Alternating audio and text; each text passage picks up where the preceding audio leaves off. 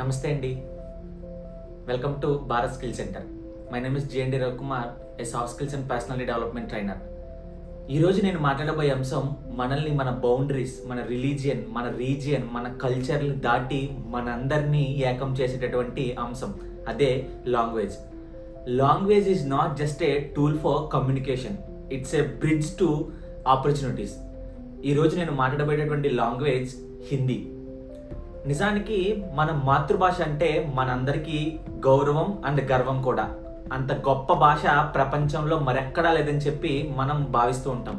Yes, నిజమే, అంత గొప్పది మన మాతృభాష.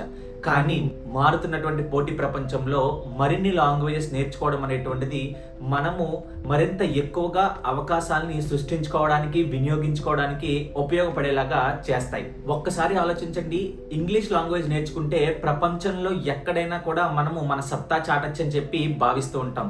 అదే హిందీ నేర్చుకుంటే భారతదేశంలో ఏ రాష్ట్రంకి వెళ్ళినా కూడా మనము మన యొక్క సత్తాని చాటడానికి, ఆ అవకాశాలను వినియోగించడానికి అవకాశము ఉంటుంది. ఎందుకనంటే హిందీ అనేటువంటిది సుమారు 600 మిలియన్ పీపుల్ మాట్లాడుకునేటువంటి భాష.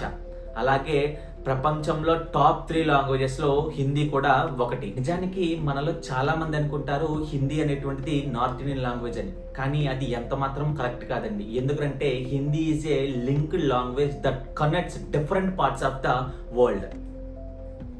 ఎస్పెషల్లీ సెంట్రల్ గవర్నమెంట్ జాబ్స్కి ఎవరైతే ప్రిపేర్ అవుతున్నారో వాళ్ళు ఆ జాబ్ సంపాదించడానికి హిందీ అనేటువంటిది నేర్చుకోవడం ద్వారా మరింత ఈజీగా ఆ జాబ్ని వాళ్ళు సంపాదించడానికి అవకాశం అనేటువంటిది ఉంటుంది.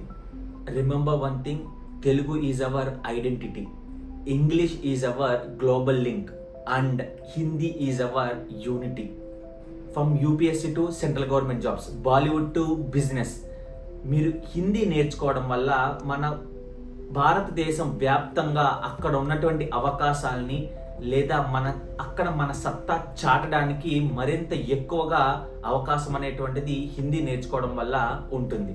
హిందీ నేర్చుకోవడం అనేటువంటిది పాలిటిక్స్కి సంబంధించినటువంటి విషయం కాదండి. ఇది ప్రజలకు సంబంధించినటువంటి విషయం. వాళ్ళ ఉన్నతికి, వాళ్ళ అభివృద్ధికి దోహదం చేసేటటువంటి అంశం.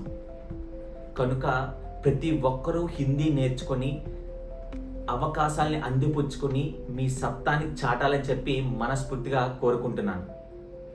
చివరగా ఒక్క మాట, let's not divided by the language, let's multiple our opportunities by learning more languages. Thank you so much. ఈ సందర్భంగా మీ అందరికీ కూడా జాతీయ హిందీ భాషా దినోత్సవ శుభాకాంక్షలు. Thank you.